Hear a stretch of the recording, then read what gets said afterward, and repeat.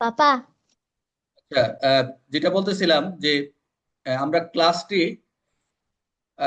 7টা থেকে যাদের সময় থাকবে আগামীকাল থেকে এক্সট্রা কেয়ারে যে ব্যাচটা আমি এখানে সরাসরি লিঙ্ক দিব।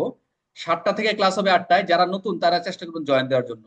যেমন কালকে আমি বাল্য বিবাহ নিরোধ পড়াবো, তারপর ওটা শেষ করে জয়েন ধরবো, এখানে জয়েন করার চেষ্টা করবেন সবাই। এগুলো আমি ব্যাকআপ করে দিব, মানে সবাই যারা যারা সময় থাকবে জয়েন দেবেন 7টা থেকে, আমি টাইম দিয়ে দিব। ওই টাইমে জয়েন করবো। আর এটা তো আপনাদের মূল ক্লাস আপনাদের। তাহলে এখানে একটা গল্প দেখেন, আমরা আজকের আলোচনা করবো হচ্ছে যে ধারাগুলো দেখবো সেটা হচ্ছে 32 থেকে একদম 40 পর্যন্ত, যেখানে আপনাদের এটা শেষ করে আমরা দ্বিতীয় সেশন যাবো। একটু মনোযোগ দেন সবাই। ইয়েদের গ্রুপে কি আজকে দেয়নি? নারী ব্যাচে নারীরা তো আসছে, ওদের ব্যাচে কি আজকে লিঙ্ক দেওয়া হয়নি? লিঙ্ক দেওয়া তো হয়েছে মনে হয়, নারীদের ব্যাচে দেয়নি। নারী ব্যাচে ক্লাস শুরু হয়ে গেছে, আচ্ছা। এখানে তো লিঙ্ক দিছি, ক্লাস শুরু এখনো তো আর পায়নি, কারণ কি? হ্যাঁ, ওকে। আচ্ছা, আচ্ছা, দেখেন মনোযোগ দেন সবাই, যেখান থেকে আছেন একটু মনোযোগ দিন, যারা মানব পাচার ক্লাস করতেছিলেন। আমরা মূলত যে এখানে যে গল্পটা দেখা যাচ্ছে, সবাই একটু মনোযোগ দেন। এখানে আমরা এই কথা বলে কি বলছেন নতুন জয়ের নিয়ে কথা বলবেন না, চুপচাপ থাকবেন, যেহেতু ক্লাসটা শুরু হয়ে গেছে। আমরা দেখবো আজকে 32 থেকে 40 পর্যন্ত মানব পাচার। এখানে এই এই অধ্যায়টা শেষ হয়ে গেলে আমাদের মানব পাচার শেষ, কালকে শেষ হয়ে যাবে মানব পাচার। এখানে একটু দেখেন, মনোযোগ দেন। রিনা ও রিনা আশার নতুন জীবন, একটু গল্পটা দেখেন, আমরা এখানে যে আলোচনা হয়ে যাবে। আমরা মানব পাচার আইনে আমরা যে ধারাগুলো পড়ছি, 3 ধারা মানব পাচার সংজ্ঞার কথা বলা রয়েছে। মানব পাচার কি, কোন কোন বিষয় অন্তর্ভুক্ত হলে মানব পাচার হিসেবে গণ্য হয়, অথবা মানব পাচারকে কিভাবে আইনে সংজ্ঞায়িত করা হয়েছে সেটা আমরা কিন্তু দেখছি এই 3 ধারায়।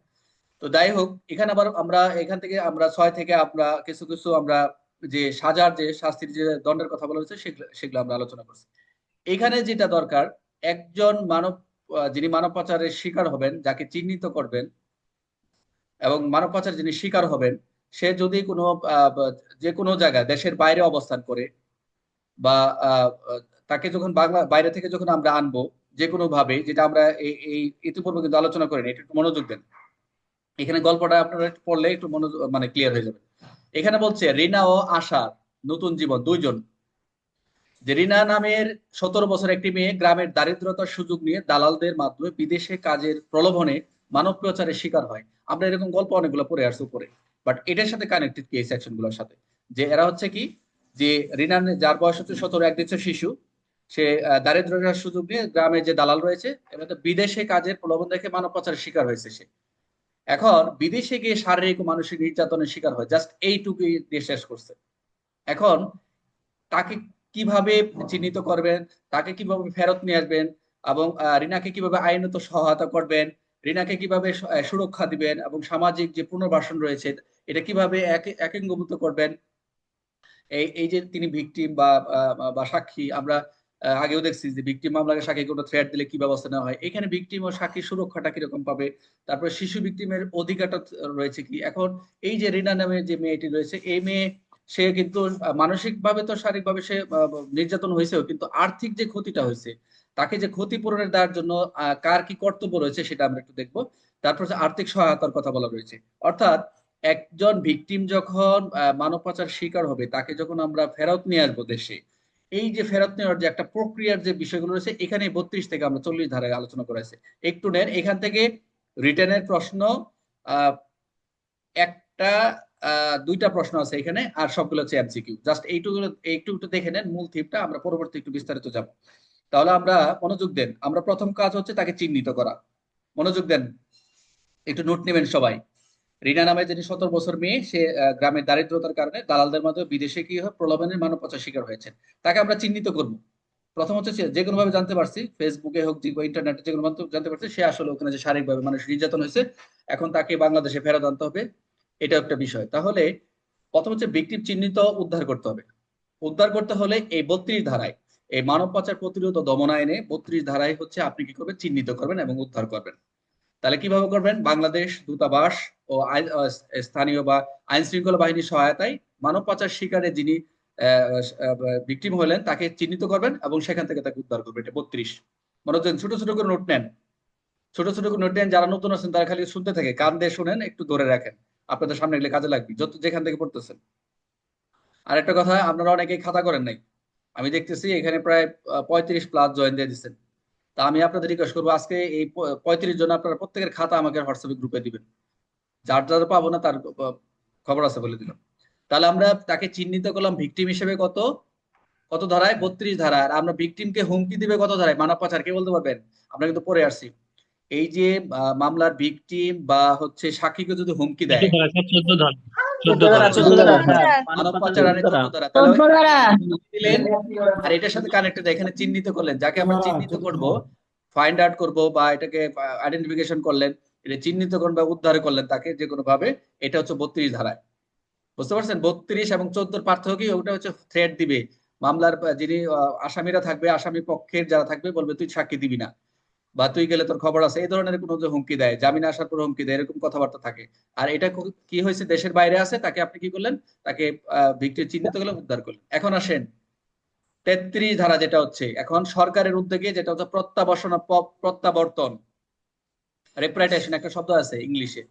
রেপ্রাইটেশন হচ্ছে প্রত্যাবর্তন, প্রত্যাবাসন প্রত্যাবর্তন। যেমন দেশের বাইরে অনেকদিন ধরে, 2 বছর ধরে আছে, তাকে যে কোনো ভাবে এখন দেশে মাটিতে আসবেন, বুঝতে পারছেন, তাকে আমরা ফেরত নিয়ে আসবো ওই দেশ থেকে। তাহলে বাংলাদেশে প্রত্যাবাসন করা হয় এবং পরে নিজ গ্রামে প্রত্যাবর্তন কর। প্রত্যাবর্তন হচ্ছে নিজ দেশে যখন নিয়ে আসবে তাকে রিটার্ন করলেন, প্রত্যাবর্তন রিটার্ন করা। আর প্রত্যাবাসন হচ্ছে রিপ্রেটেশন, ওই দেশ থেকে যখন বাংলাদেশে নিয়ে আসবেন সেটা হচ্ছে প্রত্যাবাসন। আর বাংলাদেশ থেকে যখন নিয়ে আপনি কোথাও খুলনা, রাজশাহী, ওর যে জুরিডিকশন, ওর যে যে ঠিকানাটা রয়েছে, অর্থাৎ তার যে পার্মানেন্ট ঠিকানা রয়েছে, সেই তাকে ফেরত দিবেন, সেটা হচ্ছে প্রত্যাবর্তন, রিটার্ন নিশ্চিত করা হয়। এইটা হচ্ছে রিটার্নের প্রশ্ন। যারা এএসআই থেকে সামনে স্টুডেন্ট দেবেন, এখানে একটু প্রশ্ন করে রাখছি, আপাতত পড়েন। তাহলে ভিকটিমের চিহ্নিত কত আমরা দেখলাম, সেটা হচ্ছে 32। আর প্রত্যাবাসন ও প্রত্যাবর্তন, একটা হচ্ছে রিপ্রেটেশন আর হচ্ছে রিটার্ন, পার্থক্য। তাহলে হচ্ছে নিজ গ্রামে দিব রিটার্ন, আর বাংলাদেশে প্রত্যাবাসন করা হয়, সেটা হচ্ছে কত হবে, 33 ধারা। এখন আসেন 34 ধারা, সেটা কি? এই যে রিনা যে বিদেশে যে যে সেখানে অবস্থান করলো, তাকে শারীরিক ভাবে মানসিক ভাবে নির্যাতন করলো ওই যে দালাল, এখন এই রিনাকে আইনগত সহায়তা দেওয়া হবে। আমরা যে আমরা যে পারিবারিক সহিংসতা যেরকম তার অধিকার রয়েছে, কত ধারার অধিকার রয়েছে, যে সে সে তার আইনগত অধিকার পাবে। ভিকটিমকে আইনগত যে অধিকারগুলোতে আপনি যদি দায়িত্বাধীন থাকা কালে যে সুবিধাগুলো দেন, এখানে বলছে রিনাকে তার অধিকার, আইনি সহায়তা, মামলা করার সুযোগ, পুনর্বাসন করা, প্রয়োজনীয় যে সকল তথ্য তাকে সরবরাহ করা হবে। পাশাপাশি এই নিয়ে, এই যে মানব পাচার যাতে না হয়, এ নিয়ে আমরা জনগণের উপরে কি করবে, একটা কি করতে হবে, এই পাচার সম্পর্কে সচেতন করতে হবে। আমরা বিট পুলিশিং, থানা এলাকায় বিট পুলিশিং করি, কমিউনিটি পুলিশিং করি, উঠান বৈঠক করি, এই যে এর মাধ্যমে আমরা সচেতনতা বৃদ্ধি করা যায় মানব পাচারের যে এই তথ্যগুলো, এটাও কিন্তু প্রয়োজন তথ্য সরবরাহ করা হবে এই ধরনের যে বিষয়গুলো রয়েছে। তাহলে এটা কিন্তু প্রয়োজন তথ্য সরবরাহ করবে। আর পাশাপাশি জনগণকে জানাবে, সেটা হচ্ছে তো এক কথা হচ্ছে তথ্য সরবরাহ হচ্ছে 34 ধারায় মানব পাচার প্রতিরোধ দমন আইন। এখন আসেন 35, আশ্রয় পুনর্বাসন। ছোট করে নোট নেন সবাই। আশ্রয়, প্রথম হচ্ছে শেল্টার, পুনর্বাসন কেন্দ্র। এখন রিনাকে কোথাও রাখতে হবে, তাকে আশ্রয় কেন্দ্র রাখতে হবে, সরকারি আশ্রয় কেন্দ্র। আমরা কিন্তু শিশু আইনে আমরা যখন পড়েছি, মানব আমরা পারিবারিক সহিংসতা পড়েছি, আরো কিছু আইন পড়েছি, আশ্রয় কেন্দ্র কিন্তু আমরা এখানে সংজ্ঞা পড়েছি। এই আইনও আশ্রয় কেন্দ্র কাকে বলে আমরা প্রথম দিক থেকে পড়েছি, যে আশ্রয় কেন্দ্র মানেটা কি। তাহলে এইখানে রিনাকে যদি আশ্রয় কেন্দ্র রাখতে চাই অস্থায়ী ভাবে, তাহলে সরকারি একটা আশ্রয় কেন্দ্র রাখবে, এবং পরে কি করবে, সেটা পুনর্বাসন কেন্দ্রে পাঠানো হবে তার অবস্থা বুঝে। এটাই বলছে 35 ধারা, আশ্রয় পুনর্বাসন কেন্দ্র পাঠানো হবে সরকারিভাবে, এক কথায়। তাহলে আমরা যে 32 কি দেখলাম, চিহ্নিত করবে। 33 কি করলাম, দেশের দেশে আনলাম, তাকে নিজ গ্রামে ফেরত দিলাম, তাকে তার তথ্য সরবরাহ করব, এবং তাকে সুযোগ সুবিধা আইনি কি কি আছে সেগুলো আমরা তথ্য সরবরাহ করবো, তাকে জানাবো। আর আশ্রয় পুনর্বাসন কেন্দ্র কত, 35। এখন আসেন 36, এটা ভেরি ভেরি ইম্পর্টেন্ট। এটা হচ্ছে খুব ইম্পর্টেন্ট 36, স্যার এটা না 36 না 37 ইম্পর্টেন্ট, এটা একটু দেখেন। এটা হচ্ছে সুরক্ষা। 35-এ কিন্তু আপনি পুনর্বাসন করলেন, 36-এ সুরক্ষা দিলেন, পুনর্বাসন করে সামাজিককরণ, এটা এটা বলছে। এটা দেখেন, যে তাকে যদি ইন্টারগ্রেশন বলে হয় এটা শব্দটা, যে রিনাকে নিরাপত্তা নিশ্চিত করার জন্য তার চিকিৎসা প্রশিক্ষণের মাধ্যমে পুনর্বাসিত করা হবে। তাই সে যে সামাজিক ভাবে, যেমন আপনার ওই যে ইন্ডিয়ার যে ঘটনাটা, বাংলাদেশ থেকে গিয়ে যে হাতির ঝিলে যে ঘটনা ঘটছিল 2022 কিংবা 20 সালে মেবি। তো এখান থেকে যে ছেলে মেয়ে তাকে ইন্ডিয়া নিয়ে যে পর্নোগ্রাফির মাধ্যমে যে ভিডিও গুলো ক্রিয়েট করে সারা বাংলাদেশ ছড়াই দিয়েছিল, সেটা ডিজিটাল নিরাপত্তা পর্নোগ্রাফি মামলা হয়। পরবর্তীতে এই যে তাকে বিদেশ ইন্ডিয়া থেকে ফেরত আনলো, এটা কিন্তু মানব পাচার, পরবর্তী মানব পাচারও একটা মামলা হলো। তাকে যে ফেরত নেওয়ার যে প্রক্রিয়াটা, এখানে 32 থেকে 40 পর্যন্ত অনুসরণ করা হয়। তাকে কি করলো, তাকে সুরক্ষা দিল, মানসিক চিকিৎসা দিল, তাকে তাকে প্রশিক্ষণের মাধ্যমে পুনর্বাসিত করলো। এই যে তাকে ধীরে ধীরে সমাজের সাথে কি করা, ইন্টারোগেশন করা, কথা বুঝতে পারছেন, তাকে সমাজের সাথে যাতে যাতে সে খাপ খেয়ে চলতে পারে তাকে আগের মতো, সে এটা তাকে ট্রেনিং করানো, বা এরকম আমরা বিভিন্ন যে রয়েছে যাতে মানসিক ভাবে সে এইটা পায়। কারণ সে তো একটা ক্ষতিগ্রস্ত, তাকে ফিজিক্যালি মেন্টালি বিভিন্ন তাকে হ্যারাসমেন্ট করা হয়েছে। সে তো এগুলো আর জানতো না যে তাকে সে নিজে এরকম প্রলোভন দেয় ওই দেশে যে বিক্রি হয়ে যাবে, বা ওই দেশে যে কোনো এই ধরনের একটা ফলটা পড়তে পারে। তাহলে আমরা দেখলাম 36 হচ্ছে সুরক্ষা, পুনর্বাসন ও সামাজিকরণ। 37 যেটা রিটার্নের প্রশ্ন, যে ভিকটিম ও সাক্ষী সুরক্ষা কিরকম দিবে। এইখানে কিছু, এটা আমরা যখন একটু বিস্তারিত দেখবো একটু আপনার ভালো লাগবে, যে ভিকটিম ও সাক্ষী সুরক্ষা। দেখেন আমরা কিন্তু 14 ধারা ভিকটিমকে হুমকি দিচ্ছেন, সাক্ষীকে হুমকি দিচ্ছেন, এখানে আবার 37-এ বলছে 32-এ যে চিহ্নিত, আর এখানে আবার তার সুরক্ষাও রয়েছে। আইনে একজন ভিকটিম ও সাক্ষী সুরক্ষার বিধান রয়েছে। অন্যান্য আইনে যেরকম একজন ইয়ে পায়, একজন পুলিশ বা এরকম গার্ড থাকে, সিকিউরিটি পায়, তো এখানেও মানব পাচার মামলায় সাক্ষ্য দেওয়ার সময় রিনা ও অন্যান্য সাক্ষীদের ফৌজদারি বিচারের সুরক্ষা প্রদান করা হচ্ছে।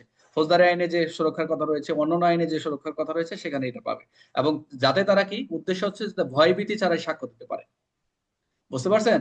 তাহলে আমরা দেখলাম 14-তে কিন্তু হুমকি দিল, 32-এ চিহ্নিত করলো, 37-এ যে কি করলো, ভিকটিম সাক্ষী সুরক্ষা রয়েছে। আচ্ছা 38, 38 শুধু শিশু, ভিকটিম এবং ভিকটিম শিশুর মধ্যে পার্থক্য আছে। শিশুর ক্ষেত্রে হলো 38, এখানে শুধু রিনা যেহেতু শিশু ভিকটিম, যেহেতু 17 বছর বয়স, সেই ক্ষেত্রে তার বিশেষ অধিকার রয়েছে। কি কিরকম, তার গোপনীয়তা, মানসিক সুরক্ষা নিশ্চিত করা হয়। মনোযোগ দেন, শিশু আইন এবং সেখানে বলা রয়েছে, সেখানে আপনার এবং নারী শিশু নির্যাতন দমন আইনে সেটা 25 সালে সংশোধিত। সেখানে বলা রয়েছে যে আপনি কিন্তু শিশু আইনের শিশুকে আপনার সংবাদপত্রে বা কোনো মিডিয়া বা ইলেকট্রনিক মিডিয়া প্রকাশ করতে পারবেন না, নিষেধাজ্ঞা রয়েছে। এবং শিশু আইনে কিন্তু পরিচয় প্রকাশ করার জন্য নিষেধ রয়েছে, প্রকাশ করতে পারবেন ওই শর্ত সাপেক্ষে। এখানে বলছে যদি শিশু হয়, ভিকটিম যদি শিশু হয়, সেই ক্ষেত্রে তার বিশেষ কিছু অধিকার রয়েছে, এবং তার গোপনীয়তা, মানসিক সুরক্ষার জন্য সেটা কি থাকবে, এই অধিকারটা থাকবে। বুঝতে পারছেন? তাহলে আমরা একটু রিপিট করি। আমরা কি দেখলাম, 32-এ দেখলাম ভিকটিম চিহ্নিত করলেন, 33-এ প্রত্যাবাসন ও প্রত্যাবর্তন, বাংলাদেশে নিয়ে আসলেন, তারপর তাকে প্রত্যাবর্তন করলেন কোথায়, গ্রামে। তাকে তথ্য সরবরাহ করলেন 34, 35 হচ্ছে আশ্রয় পুনর্বাসন করলেন, 36 হচ্ছে সুরক্ষা পুনর্বাসন এবং সামাজিকরণ করলেন, 37 হচ্ছে ভিকটিম ও সাক্ষী সুরক্ষা দিলেন, 38 হলো শিশু। 37 38 পার্থক্য দেখেন, 37 হচ্ছে ভিকটিম ও সাক্ষী, আর 38-এ শুধু শিশু, এটা একটু মনে রাখবেন। আর 39 হলো, মনোযোগ দেন, ক্ষতিপূরণ আদায়ের দেওয়ানি মামলা। কে করবে? অবশ্যই ভিকটিম করবে, বা ভিকটিমের পক্ষে যে থাক করবে। ঋণা পাচারকারীর বিরুদ্ধে এই যে ক্ষতিগ্রস্ত হলো, উনি উনি যে ক্ষতিগ্রস্ত হলেন, এই ক্ষতিপূরণ আদায়ের জন্য দেওয়ানি মামলা করবেন, যাতে তার ক্ষতির ন্যায্য অধিকার পায়। এমনি তো আপনি থানায় মামলা হচ্ছেই, সেই দেওয়ানি মামলা রুজু করে। এক্ষেত্রে ক্ষতিপূরণের যে সিস্টেম গুলো রয়েছে, এটা দেওয়ানি প্রসিডিউর করে, কভার করে। ঠিক আছে? এটা আইনে যা বিধান আছে সেটা করতে। ক্ষতিপূরণের আদায়ের মামলা করবে কত? 39। 40 আর্থিক সহায়তা। মনোযোগ দেন, রাষ্ট্রের পক্ষ থেকে রিনাকে কি করবে? আর্থিক সহায়তা প্রদান করবে, যাতে সে নতুন করে জীবন শুরু করতে পারে। এই ছিল আজকে আলোচনা। তাহলে আমরা ক্ষতিপূরণ করবো 39, আর তাকে আর্থিক কি করবে, রাষ্ট্রের পক্ষ থেকে রিনাকে আর্থিক যে সহায়তা সেটা প্রদান করবে, যাতে সে কি করতে পারে, নতুন করে নিউ লাইফ পায়, এবং কন্টিনিউ তার লাইফটাকে যাতে সুন্দরভাবে চালাতে পারে, সেই আইনে সেটা ব্যবস্থা রয়েছে।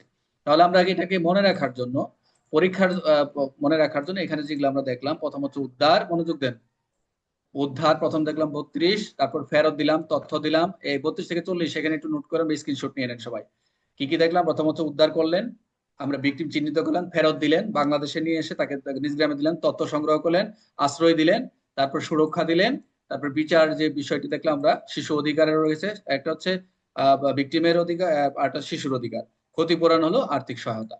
এই ছিল মোটামুটি 32 থেকে 40 পর্যন্ত, একটু মোটামুটি সঙ্গে মনে রাখার জন্য।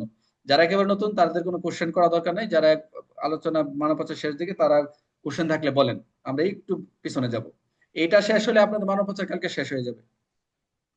একটু বলেন, কারো কোনো সমস্যা আছে? 32 থেকে 40 সমস্যা থাকার কথা না। স্যার আমি একটু বলি স্যার। হ্যাঁ, রফিক ভাই বলেন। স্যার ওই যে আপনি 37 যেটা বলছেন স্যার, সুরক্ষা আর হইলো ওই যে শিশু ভিকটিমের ক্ষেত্রে যে অধিকার, এটা কি সেম হ্যাঁ, সেম বিষয় কিনা?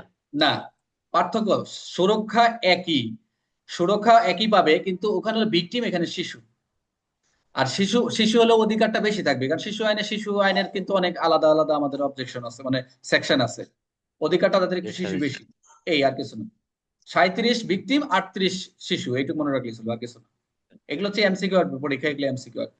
এই পর্যন্ত যদি ক্লিয়ার আমরা থাকে যদি শর্টে বলি স্যার, হ্যাঁ আমরা হ্যাঁ, যদি শর্টে বলি তাহলে 32-এ হলো চিহ্নিতকরণ উদ্ধার, 33-এ হলো প্রত্যাবাসন বা প্রত্যাবর্তন, ভেরি আর গুড। 34-এ হলো তথ্য সরবরাহ, 35-এ হলো আশ্রয় কেন্দ্রে পুনর্বাসন করা, জি, 36-এ হলো সামাজিক ভাবে তাকে একীভূত করা, মানে তাকে কেন্দ্রীভূত করা, সমাজের সাথে মিশিয়ে ইন্ট্রোডাকশন দেওয়া। করা, হ্যাঁ। হ্যাঁ, হ্যাঁ, মিশিয়ে দেওয়া তাকে সমাজের সবার সাথে। আর হুম, 37 হলো সুরক্ষা দেওয়া ফৌজদারি বিধানের মধ্যে। 38 হলো শিশুর অধিকার রক্ষা করা। আর 39 হলো দেওয়ানি মামলা রুজুর সুযোগ দেওয়া। 40 হলো স্যার আর্থিক সহায়তা দেওয়া। 41 হলো আইনি সহায়তা দেওয়া। Good, thank you very much. R